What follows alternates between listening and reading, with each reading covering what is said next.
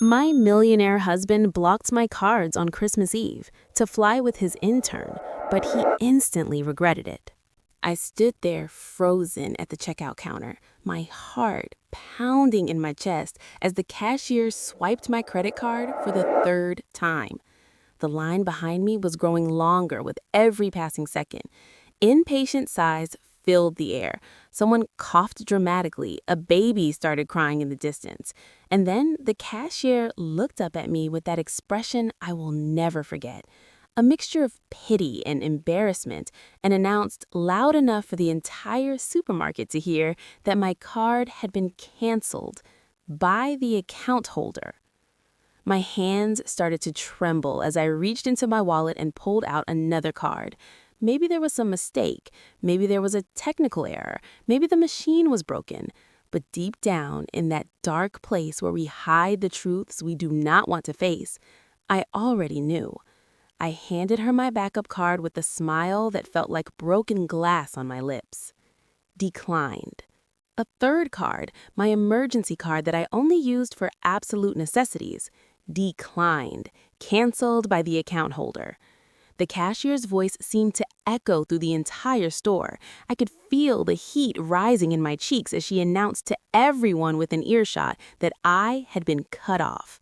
Cut off, like a misbehaving child whose allowance had been revoked, like a kept woman whose keeper had finally gotten tired of her.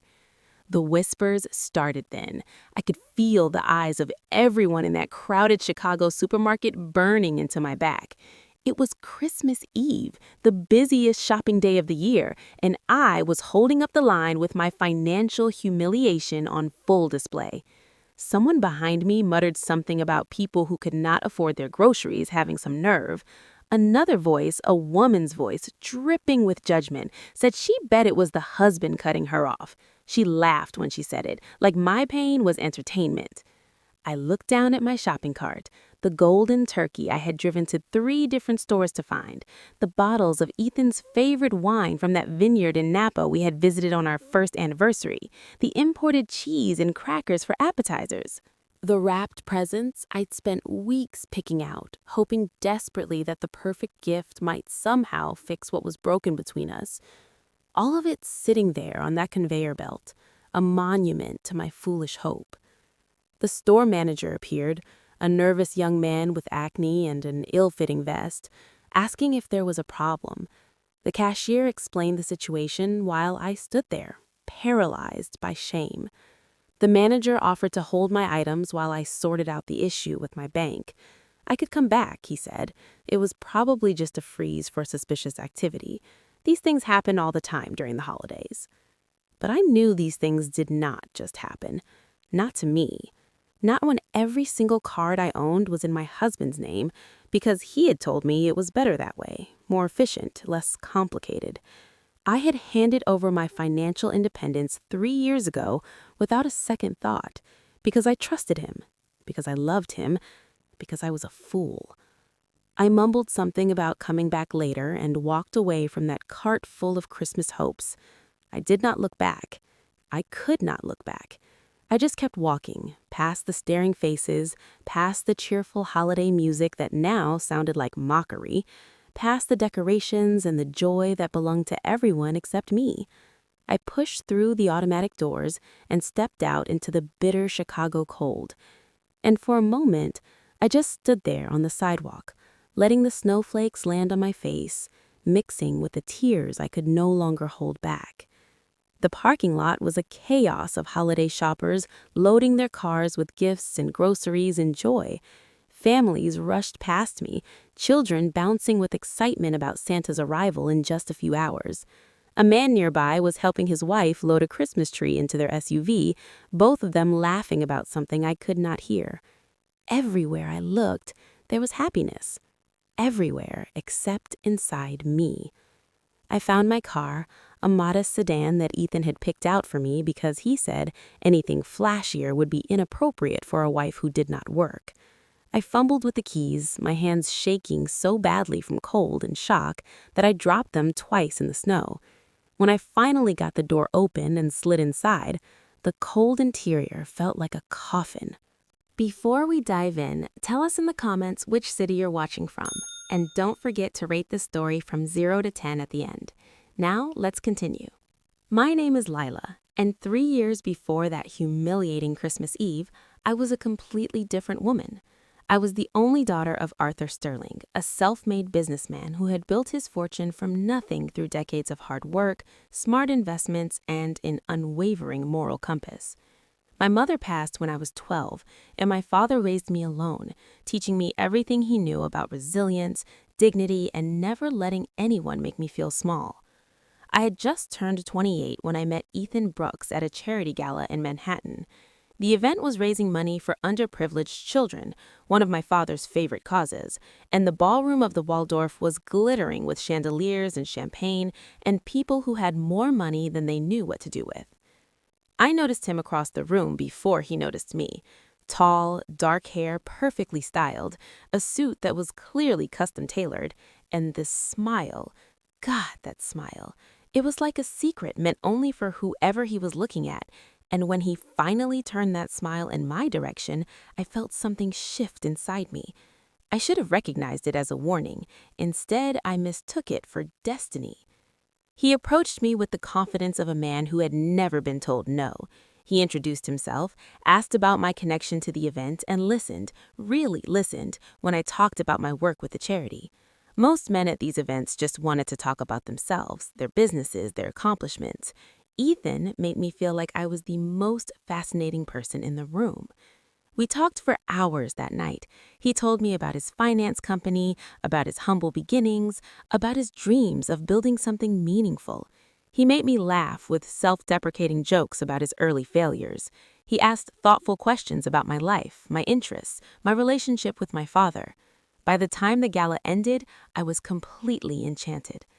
The courtship was everything a young woman dreams about. Ethan was attentive in ways I had never experienced. Flowers arrived at my office every Monday morning, always my favorites, always with a handwritten note that referenced something I had mentioned the week before. He remembered the smallest details. The way I liked my coffee, the childhood book that had meant so much to me, the name of my first pet. He created this illusion that I was the center of his universe, and I fell for it completely. My father, however, saw something different. I remember the night I brought Ethan home to meet him, about 3 months into our relationship. We sat in the formal dining room of the Sterling mansion, beneath the crystal chandelier my mother had picked out before she died. My father was polite, as he always was, but there was something reserved in his manner, something watchful. After dinner, Ethan excused himself to take a business call, and my father pulled me into his study, the same study where he had taught me to play chess as a child, the same study where we had planned my mother's funeral together, the same study where he had always told me the hardest truths. He told me he had done some research on Ethan. I remember the way my stomach dropped when he said those words. My father explained that Ethan's company was not as successful as it appeared. There were rumors of questionable business practices, of debts being shuffled around, of investors who had been promised returns that never materialized. He told me that Ethan came from money originally, but that his family had lost everything when he was in college, and something about the way Ethan talked about rebuilding never quite added up. I wish I could say I listened. I wish I could say I took my father's concerns seriously and investigated further before making any commitments. But I was young, and I was in love, and I was absolutely certain that my father was wrong. I accused him of being overprotective, of not wanting me to be happy, of trying to control my life the way he controlled everything else. I said horrible things, things I would regret for years. The argument escalated. My father begged me to at least wait before making any decisions, to give him time to learn more about Ethan's background. But I was done listening. I told him that if he could not support my happiness, then maybe I did not need his support at all. The words hung in the air between us like poison. That Christmas Eve, 3 years ago, Ethan proposed.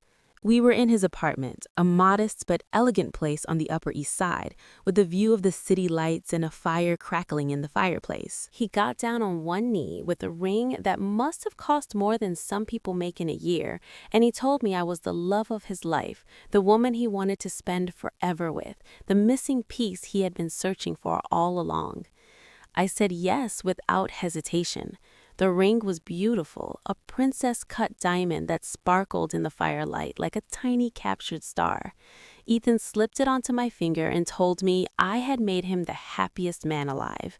We drank champagne and made love and talked about our future until the early hours of the morning. I fell asleep in his arms, feeling like the luckiest woman in the world. The next morning, I called my father to share the news. When I called my father to tell him the news, he was silent for a long moment. Then he asked me to come home so we could talk about it properly. I told him there was nothing to talk about. I was engaged, I was happy, and if he could not accept that, then I would simply leave. He tried to reason with me, to explain his concerns again, but I was not listening. I was too caught up in the fairy tale I believed I was living. I packed my bags that Christmas Eve and moved into Ethan's apartment. The last image I have of the Sterling mansion from that night is my father standing in the doorway, snow falling around him, his face a mask of heartbreak. He did not try to stop me. He did not argue anymore. He just said one thing. "No matter what happens, Layla, I will always be here when you need me." I barely heard him. I was already looking forward, toward my new life, toward the man I thought I loved. I did not look back once as the taxi pulled away. I wish I had. The first year of my marriage was a carefully constructed illusion. Ethan and I moved to Chicago into a stunning penthouse with floor-to-ceiling windows overlooking Lake Michigan. He told me it was a fresh start for both of us, away from the pressures of New York and the complications of my father. At the time, I thought he was being romantic. I did not realize he was isolating me. Life in Chicago seemed perfect on the surface. Ethan showered me with gifts, designer clothes, expensive jewelry, trips to Paris and Rome and Bali. He introduced me to his world of high-powered dinners and exclusive events, always showing me off like a prized possession. I felt special. I felt chosen. I felt like the luckiest woman in the world. But beneath the glittering surface, something darker was taking root. It started with little things. Ethan suggested that he handle our finances since he had more experience with money management. It made sense at the time, so I agreed. He asked me to distance myself from certain friends who he felt were bad influences. They were just jealous of our happiness, he said. They were trying to drive a wedge between us. One by one, my connections to my old life faded away. The relationship with my father deteriorated completely. Ethan convinced me that my father's concerns were actually controlling behavior, that his love was conditional, that I needed to establish boundaries to protect our marriage. I stopped returning my father's calls. I sent his letters back unopened. When he tried to visit Chicago, I made excuses to avoid seeing him.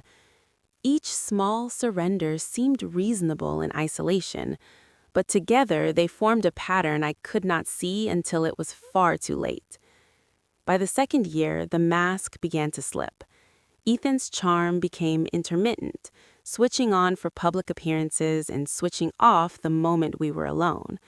He started making comments about my appearance, my intelligence, my value. Never obvious insults, always wrapped in the packaging of concern or humor. "You would be so pretty if you lost a few pounds. I'm sure you tried your best to understand. It is a good thing you are beautiful because you are certainly not smart." The financial control tightened.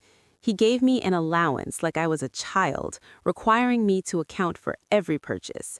When I asked about our accounts, he told me not to worry my pretty little head about such complicated matters. When I suggested getting a job, he laughed and asked what kind of job I thought I was qualified for. I became a ghost in my own home. I walked on eggshells, terrified of triggering his moods. I apologized constantly for things that were not my fault.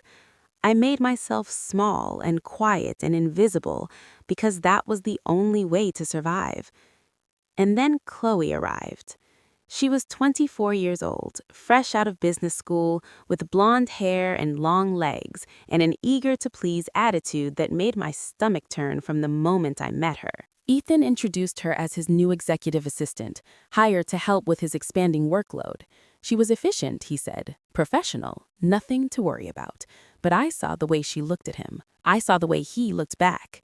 Chloe started appearing everywhere, at dinners with clients where spouses were supposedly not welcome, at weekend conferences that somehow only she needed to attend with him, at late-night meetings that stretched until 2 or 3 in the morning.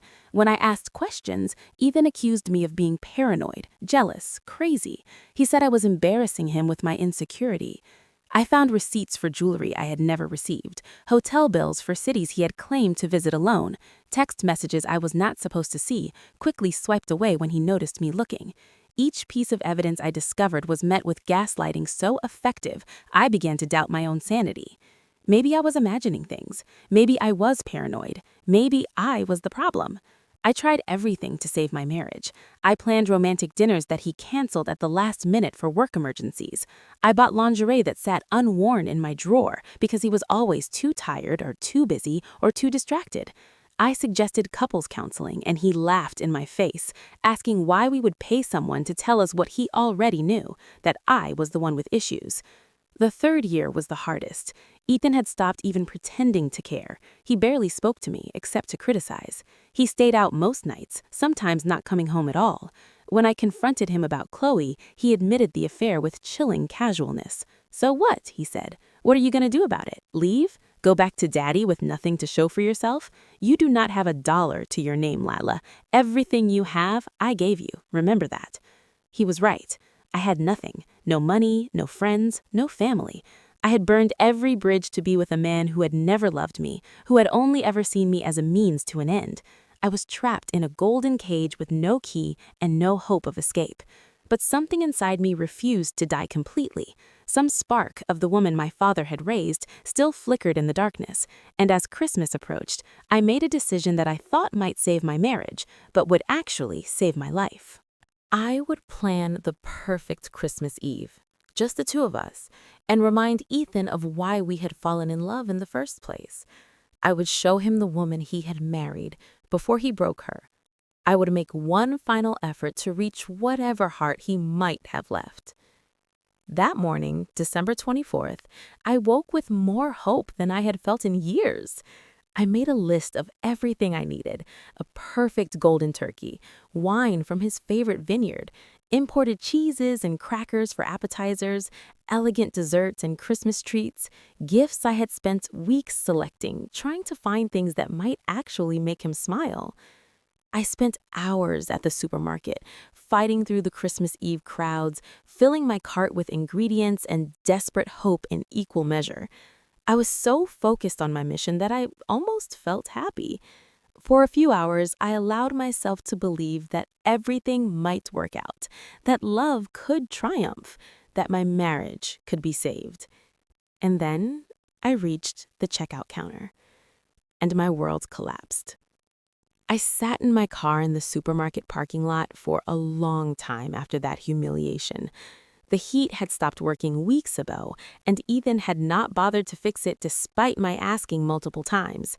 The leather seats were freezing. My breath came out in small white clouds. The snow was accumulating on the windshield, slowly erasing the world outside until I was completely alone in my little frozen cocoon.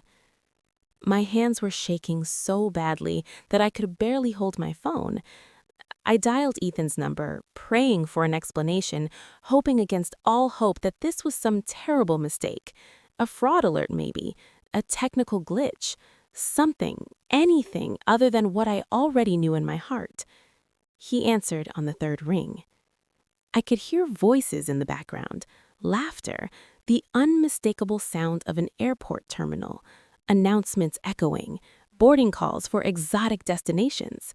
I asked him what was happening, why all our cards were canceled, why I was stranded at a supermarket on Christmas Eve without any way to pay.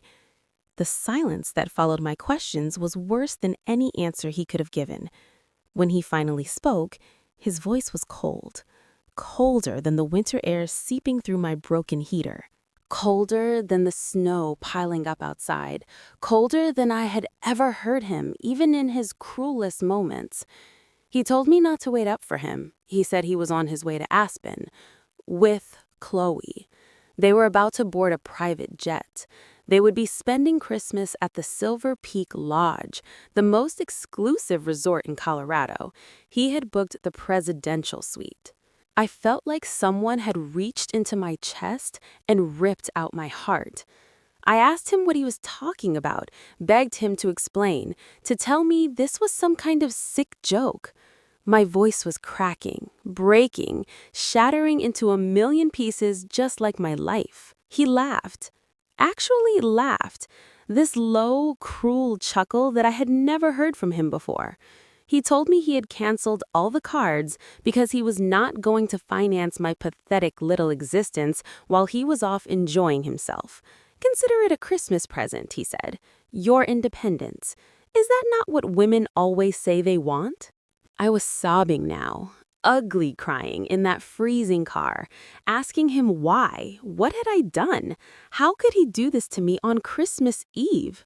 His answer destroyed what was left of my heart. He told me he had never loved me, not even a little. He said I was just a means to an end, a connection to the sterling name and fortune. He had needed me to access my father's world, to establish credibility, to open doors that would otherwise have remained closed. But now he had what he needed. His company was doing fine without sterling connections, and I had become a liability rather than an asset. Go back to your father, he said, if he will even take you after the way you treated him. You chose me over him, remember? You abandoned him on Christmas Eve 3 years ago for a man who was just using you. How does it feel, Layla? How does it feel to know that every moment of our marriage was a performance? Every kiss, every promise, every I love you, all of it fake. All of it's part of the plan. Merry Christmas, Layla. Enjoy your independence. He hung up before I could respond. I sat in that car as the snow continued to fall. The windows were completely covered now. I could not see anything outside. It was like being buried alive in a frozen tomb. I cried until there were no tears left, until my body was too exhausted to produce any more grief. 3 years. I had wasted 3 years of my life on this man. I had given up everything for him. My father, my independence, my dignity, my sense of self. And now I had nothing. I was sitting in a parking lot on Christmas Eve with no money, no friends, no family, and no idea what to do next. The temperature inside the car was dropping rapidly. I would have to do something soon or I would freeze to death. The thought crossed my mind that maybe that would be easier. Just close my eyes and drift away into the cold. No more pain, no more humiliation, no more anything. But then I thought of my father, standing in that doorway 3 years ago, snow falling around him, his face breaking with grief. No matter what happens, I will always be here when you need me. He had never stopped trying to reach me. I knew that, even though I had refused to acknowledge it. Birthday cards returned unopened, Christmas gifts sent back untouched, phone calls ignored, emails deleted without reading. And yet, he kept trying, year after year, never giving up on his daughter, even when she had given up on herself.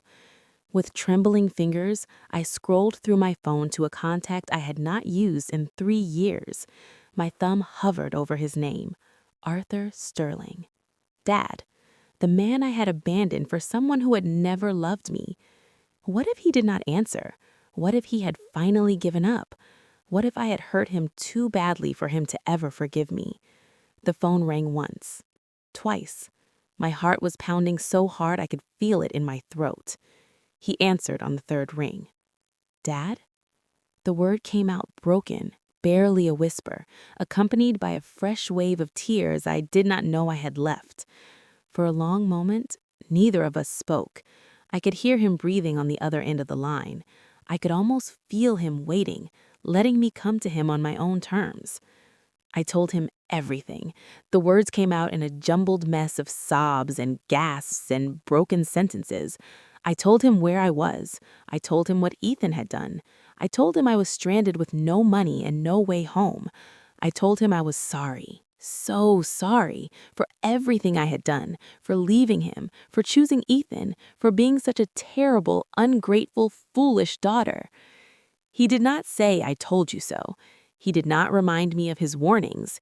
He did not make me feel small or stupid or ashamed. He simply said, "Stay where you are, sweetheart. No one leaves a Sterling out in the cold. The car's on its way." I was still crying when the black Rolls-Royce pulled into the parking lot 20 minutes later. I recognized the driver immediately, Thomas, who'd worked for my father since before I was born. He approached my car with an umbrella and a warm smile, helped me out of that frozen prison, and guided me to the waiting vehicle. Inside, the Rolls-Royce was warm and comfortable. A cashmere blanket was folded on the seat. A thermos of hot chocolate, my favorite drink since childhood, was waiting in the cup holder. Thomas did not ask questions. He did not judge. He just started driving through the snowy Chicago streets toward my father's mansion in the suburbs. I watched the city pass by through the tinted windows, Christmas lights everywhere, happy families visible through frosted windows, children running with new toys, couples walking hand in hand, all the joy I had thrown away for a man who never deserved it. The Sterling mansion looked exactly as I remembered, the same grand facade, the same towering Christmas tree visible through the windows, the same wreath on the door that my mother had chosen decades ago. When Thomas stopped the car, I could not bring myself to get out. I was terrified of what I would see in my father's eyes. Disappointment, anger, that worst of all emotions, indifference. But when the front door opened and I saw him standing there, my father, arms open wide, tears streaming down his weathered face, I forgot all my fear. I forgot everything except the desperate need to be held by someone who loved me, someone who had always loved me, someone who had never stopped loving me even when I had tried my hardest to push him away. I ran to him like I was 5 years old again, throwing myself into his arms, sobbing apologies into his chest. He just held me, this strong, patient, wonderful man, stroking my hair like he used to do when I was a child with nightmares. He told me everything was going to be okay. He told me I was home now. He told me nothing else mattered. We stood there in the doorway of the Sterling mansion for a long time, snowflakes swirling around us, not caring about the cold, just holding each other and crying and forgiving in that silent way that only family can understand. I had forgotten what it felt like to be held by someone who truly loved me, not the possessive grip of ownership that Ethan called affection, not the calculated embraces designed to manipulate. This was real. This was unconditional. This was the love I had thrown away 3 years ago, still waiting for me, unchanged and unwavering. My father led me inside without a word. He did not need to speak. Everything that needed to be said was communicated in the gentle pressure of his hand on my shoulder, in the way he guided me toward the warmth and light. Inside, the mansion was warm and filled with the smell of pine and cinnamon and fresh-baked cookies. A fire crackled in the grand fireplace. Christmas music played softly from somewhere. It was everything I had missed for 3 years, everything I had thrown away for nothing. My father led me to a study, the same room where he had tried to warn me about Ethan all those years ago. He sat me down in the leather chair by the fire and wrapped a blanket around my shoulders. He brought me tea and did not ask questions until I was ready to talk.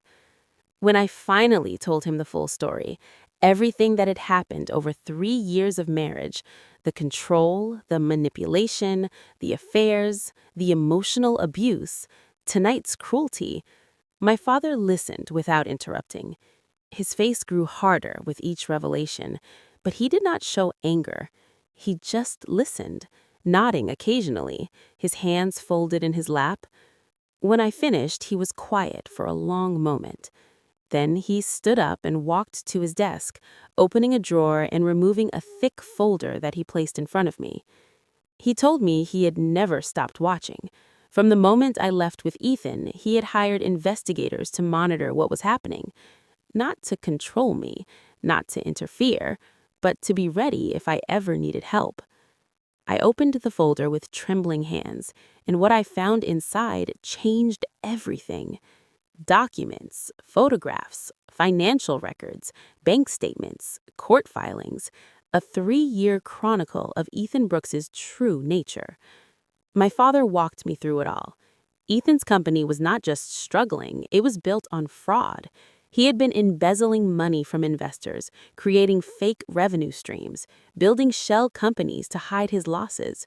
The business that he had convinced me was thriving was actually a house of cards, held together by lies and stolen money. But that was not even the worst part. My father showed me documents that made my blood run cold. During our marriage, Ethan had used my name, my signature, to guarantee loans I knew nothing about. He had forged my authorization on contracts that made me personally liable for millions of dollars in fraudulent debt. He had used the Sterling name to gain access to investors who trusted my family's reputation. If his scheme collapsed, I would be the one left holding the bill. The debts were in my name. The signatures were apparently mine. Our entire marriage, I realized with growing horror, had been nothing but an elaborate con. Ethan had married me for access to the Sterling world, and now he had set me up to take the fall when everything came crashing down. I thought back to all those documents he had asked me to sign over the years. Tax forms, he said, banking authorizations, routine paperwork. I had signed them without reading, trusting my husband, believing that he was handling our finances responsibly. How many of those signatures had been traced onto documents I never saw? How many crimes bore my name without my knowledge? I felt sick. 3 years I had spent trying to save a marriage that had never been real. 3 years of sacrificing my dignity, my relationships, my self-worth for a man who had only ever seen me as a tool. But my father was not finished. He told me to look at the rest of the folder. The next section showed something remarkable. While I was living in my golden cage, oblivious to everything, my father had been quietly working behind the scenes. He had hired forensic accountants to trace Ethan's fraud. He had employed lawyers to document every forged signature, every illegal contract, every piece of evidence that proved I was a victim, not a conspirator. But he had done more than gather evidence. He had been building a trap. Over 3 years, my father had systematically purchased Ethan's debts from various creditors. When banks and investors wanted to sell off risky loans, Arthur Sterling was there to buy them at a discount. He had acquired properties that Ethan used as collateral. He had purchased shares in companies that Ethan was secretly involved with. Piece by piece, without anyone knowing, he had gained control of virtually everything Ethan thought he owned. And then my father showed me the crowning achievement, a deed to a property called the Silver Peak Lodge in Aspen, Colorado, the most exclusive resort in the region, the most sought-after destination for wealthy travelers seeking a luxurious mountain escape. The same resort where Ethan was headed right now to spend Christmas with his mistress. My father had purchased it 6 months ago. I looked up at my father, not understanding at first. He smiled, that same mischievous smile I remembered from childhood, when he was about to teach me an important lesson about strategy. He told me that Ethan thought he was going to have a romantic Christmas getaway at the finest resort in Aspen. He thought he was going to drink champagne with his young girlfriend and celebrate his successful manipulation of his foolish wife. What Ethan did not know was that the owner of that resort, as of 6 months ago, was Arthur Sterling, and Arthur Sterling had very specific instructions for his staff regarding a certain guest who might be arriving tonight. My father led me to his private office, a room I had never been allowed to enter as a child. One wall was covered with monitors showing security feeds from various Sterling properties around the world. Hotels, resorts, commercial buildings, all visible at the touch of a button. My father typed in a code, and suddenly the screen showed the Silver Peak Lodge, the magnificent lobby with its soaring ceilings and massive stone fireplace, the restaurant where famous chefs prepared gourmet meals, the spa where celebrities came for privacy and pampering. It was breathtaking, and it all belonged to my father. We watched the live feeds together, father and daughter, waiting. It was nearly midnight when they arrived. I recognized Ethan immediately, walking through the front door of the lodge like he owned the place. He was wearing his most expensive coat, the one I had picked out for him 2 years ago, and he had that arrogant swagger that used to make me feel proud and now make me feel sick. Chloe was hanging on his arm, wearing a fur coat that had probably been purchased with money that should have been mine. She was gushing about how beautiful everything was, how she had always dreamed of spending Christmas somewhere fancy, how Ethan was the most wonderful man she had ever known. I watched her and felt something unexpected. Pity. She had no idea what she had gotten herself into. She thought she had won. She thought she was special. She did not realize she was just the next victim in Ethan's long line of conquests and cons. On the screen, Ethan approached the front desk with his usual air of superiority. He gave his name, demanded the presidential suite, complained about something I could not hear. The desk clerk, a young man in an impeccable uniform, typed into his computer. And then his expression changed. We watched as the clerk called over his manager, a distinguished gentleman with silver hair, who reviewed the screen with a concerned expression. Ethan was growing visibly agitated, his gestures becoming more animated, his face reddening with anger. Chloe's smile began to falter as she sensed something was wrong. My father picked up his phone and dialed a number. On the screen, I watched the manager answer, then glanced directly at the security camera. He knew we were watching. My father spoke briefly, gave some instructions, and hung up. On the monitors, I watched as the manager approached Ethan with an apologetic expression. He was explaining something, his hands spread in a gesture of regret. Whatever he said made Ethan's face cycle through several expressions in rapid succession: confusion, disbelief, panic, rage. My father narrated what was happening. The manager was informing Ethan that his corporate credit card had been declined. When Ethan offered his personal cards, those were declined too. Every account Ethan Brooks possessed had been frozen that morning as part of a federal fraud investigation, triggered by extremely detailed documentation that had mysteriously appeared at the desk of a federal prosecutor. But that was not all. On screen, Ethan was pulling out his phone, probably trying to call his lawyers, his accountants, someone who could fix this nightmare. But the manager was not finished. He had more to say, and whatever it was made Ethan freeze completely, the phone still in his hand, his face draining of all color. My father explained. The manager was telling Ethan that even if he somehow found money, it would not matter. The owner of the Silver Peak Lodge had personally and permanently banned Ethan Brooks from the property. He was not welcome tonight. He was not welcome ever. If he did not leave immediately, security would escort him out and the police would be called for trespassing. I watched Ethan's reaction with grim satisfaction. He was demanding to know who the owner was, probably threatening lawsuits and ruination. The manager simply gestured towards something off camera.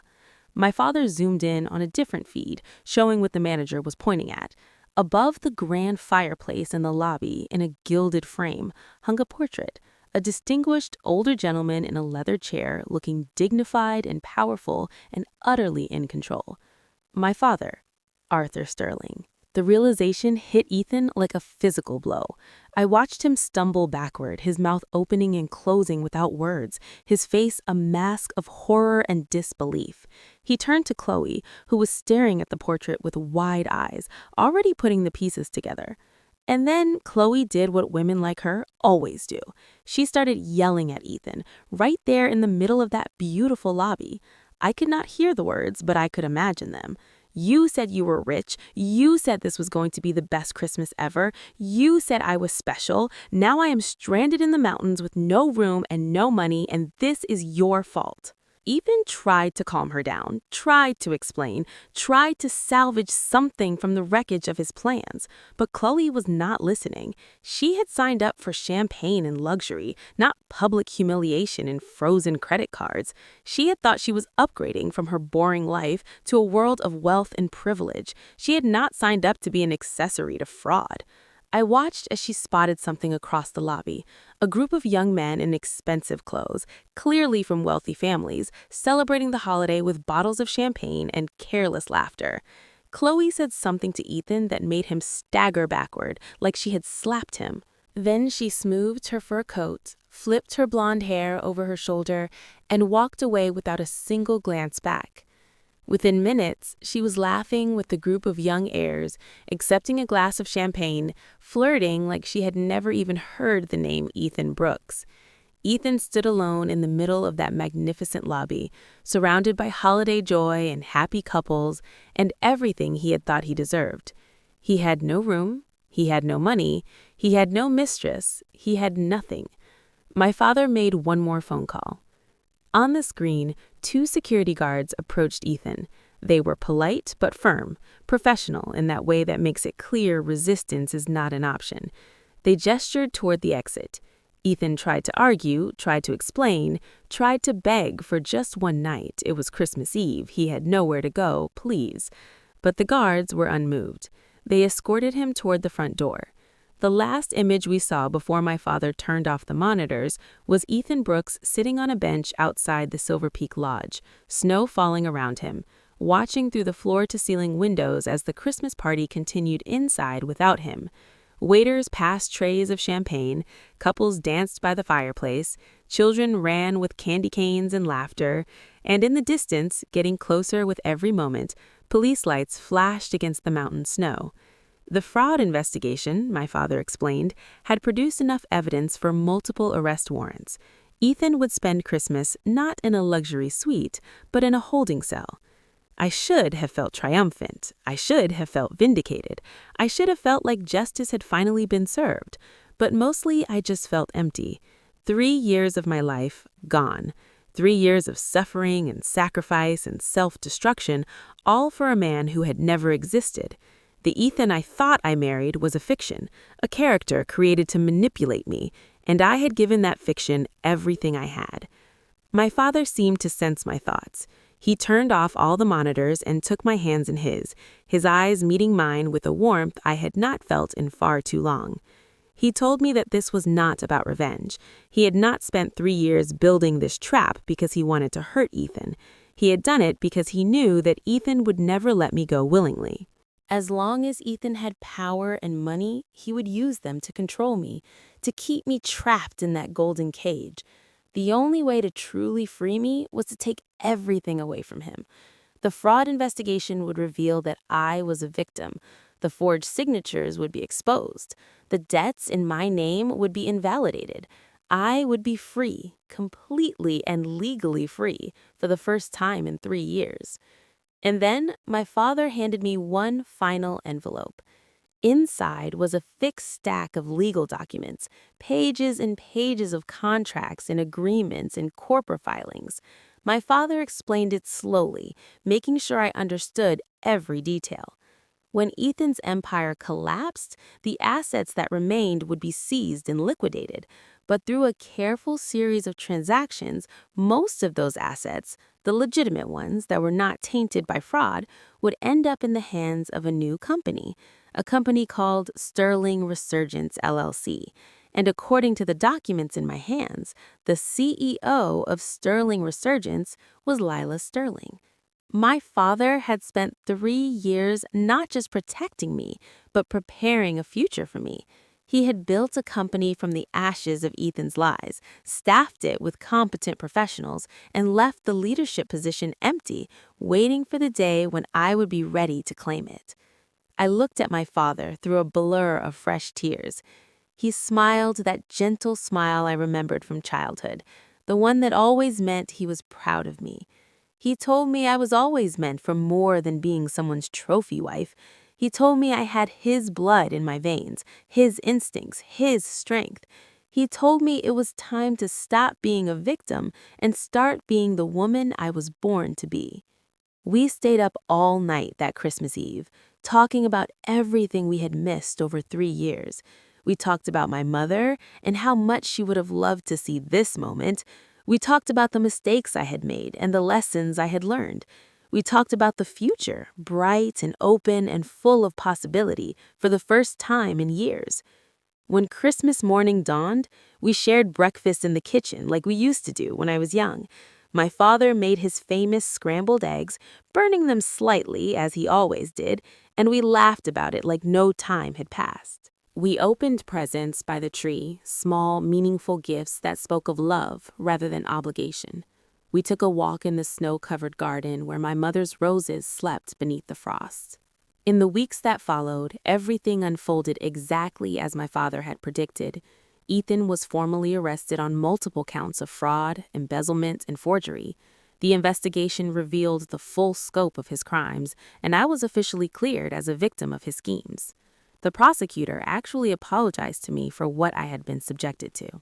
Ethan's company was dismantled piece by piece. His properties were seized. The penthouse in Chicago, my golden cage for 3 years, was sold at auction. I did not attend. I had no desire to see that prison ever again. As for Ethan himself, the last I heard, he was convicted on all counts and sentenced to 15 years in federal prison. His lawyers tried everything, but the evidence was overwhelming. Chloe, predictably, had disappeared the moment the money ran out. She had already attached herself to a new wealthy man, already building a new lie on top of the old one. I threw myself into my role as CEO of Sterling Resurgence. It was challenging, terrifying, and absolutely exhilarating. My father was there to guide me, but he made it clear that the decisions were mine. For the first time in years, I was in control of my own life, my own money, my own future. 1 year after that Christmas Eve in the supermarket parking lot, I stood on a stage in New York City accepting an award for the fastest growing company in our sector. The audience applauded, cameras flashed, and I looked out at all those faces and thought about how far I had come. I dedicated the award to my father, who was sitting in the front row with tears in his eyes. I told the audience that success is not about never falling down. It is about having the courage to get back up, having the humility to accept help when you need it, having the wisdom to learn from your mistakes. After the ceremony, my father and I had dinner at a restaurant overlooking Central Park. The city was decorated for the holidays again, lights twinkling in the trees, skaters gliding across the ice. Another Christmas approaching. My father raised his glass. He told me he was proud of me, not because of the company or the award, but because I had found my way back to myself. I had survived something that destroys many people, and I had emerged stronger. I clinked my glass against his and allowed myself a moment to think about Ethan, sitting in his prison cell, eating whatever sad meal they served for Christmas dinner, knowing that everything he schemed for, everything he manipulated and lied and destroyed for, had slipped through his fingers like snow. I did not feel satisfaction. I did not feel vindicated. I just felt grateful. Grateful that I had escaped. Grateful that my father never gave up on me. Grateful that I had been given a second chance at life. Sometimes I think about the woman I was 3 years ago, the naive girl who believed that love could conquer all, that a charming smile meant a good heart, that sacrificing everything for a man proved devotion rather than desperation. I mourn for her sometimes, for all the years she wasted, for all the pain she endured unnecessarily. But I also know that without her, I would not be who I am today. The fire that nearly destroyed me also forged me into something stronger. The cage that trapped me taught me the true value of freedom. The man who tried to break me showed me exactly how unbreakable I really am. My father taught me something important that Christmas Eve in the parking lot when he answered my call on the first ring after 3 years of silence. He taught me that real love does not keep score. Real love does not say, "I told you so." Real love waits patiently in the doorway, arms open, ready to catch you when you finally fall. Ethan tried to cancel my Christmas that night at the supermarket. He thought he could throw me away like trash, leave me with nothing, break my spirit along with my bank account. He thought his money and his schemes made him untouchable. He thought he had won. But he forgot one fundamental truth. He forgot that I was a sterling, and sterlings do not break. We bend sometimes, we fall occasionally, but we always, always get back up. Ethan tried to cancel my Christmas, but in the end, he only canceled his own life. Don't forget to subscribe to the channel for more stories. See you next time.